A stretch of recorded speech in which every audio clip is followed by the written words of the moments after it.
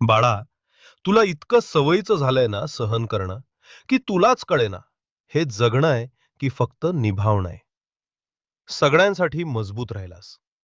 कोणालाही कधी जाणवू दिलं नाही की तुझ्या आत रोज काहीतरी तुटत होतं. तू रडायचंही एकट्यानंच शिकलास. हे किती वेदनादायक आहे माहिती आहे का? बाळा, मन मारून जगणं म्हणजे श्वास चालू असणं, पण जिवंत असणं नाही. तुझ्या इच्छा हळूहळू गप्प बसल्या.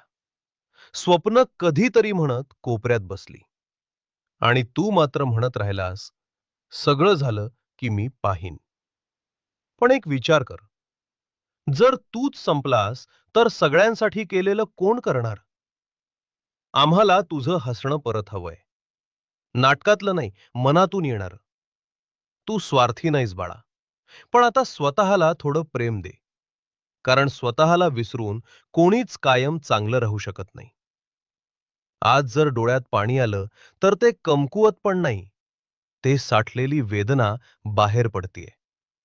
रड, मोकळा हो आणि लक्षात ठेव, तू एकटा नाहीस. आम्ही अजूनही तुझ्या अगदी जवळच आहोत.